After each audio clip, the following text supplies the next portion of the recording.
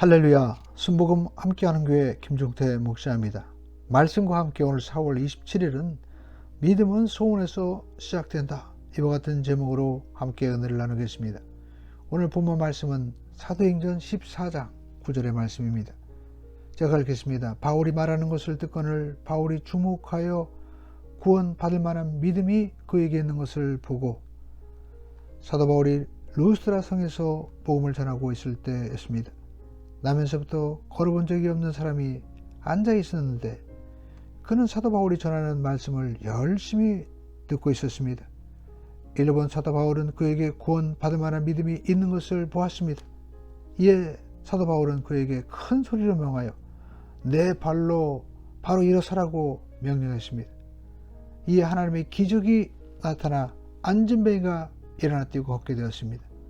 사람들은 바울을 보고 제우스 신이 내려왔다고 했습니다. 그러나 바울은 그들을 향해 헛된 일을 버리고 하나님께 돌아오라고 외쳤습니다.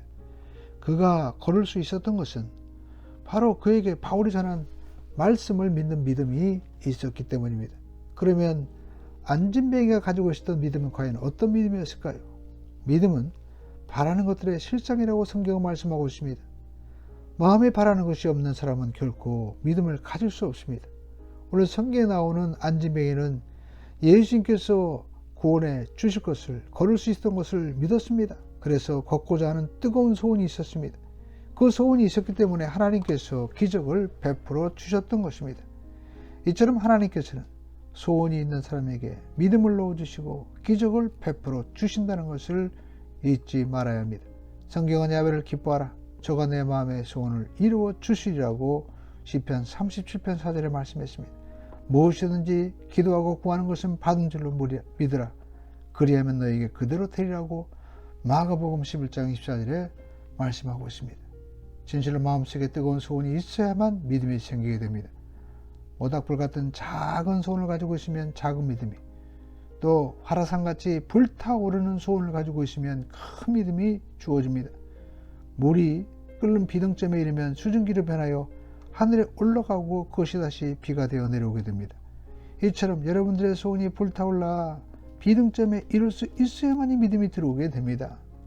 믿음이란 결코 아니란 생각을 가지고 믿습니다 라고 말하여서 받게 되는 것이 아닙니다. 그런데 우리가 소원을 가지고 그 소원이 실제가 되도록 열망하면 우리 마음의 그림판에 그림을 그리게 됩니다. 여러분의 마음속에는 어떤 소원의 그림을 가지고 계시나요? 사업이 번창하기를 소원합니까? 사업 번창으로 하나님께 영광 돌리기를 원하신다면 자나깨나 앉아나서나 마음속에 사업이 번창하는 그림이 자리 잡고 있어야 됩니다. 그 결과 바라는 소원이 현실로 나타나게 되는 것입니다. 그러므로 믿음을 얻기 위해서는 주님 안에서 그 소원을 품고 또 그것이 마음속에 그려지도록 해야만 하는 것입니다. 여러분 마음속에는 어떤 그림이 그려져 있습니까? 만약 아무 그림도 없다면 하나님께 소원을 달라고 기도하십시오. 소원을 열망하여 비등점에 이르도록 기도하고 노력하면 여러분 마음 가운데 소원이 이루어지는 강한 믿음이 생기게 되는 것입니다. 그 믿음은 현실로 나타나는 하나님의 기적을 잉태하게 됩니다.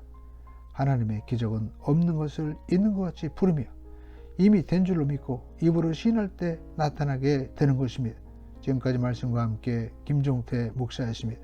4월 27일 오늘도 성령님과 동행하시며 승리하는 하루 되시기를 바랍니다.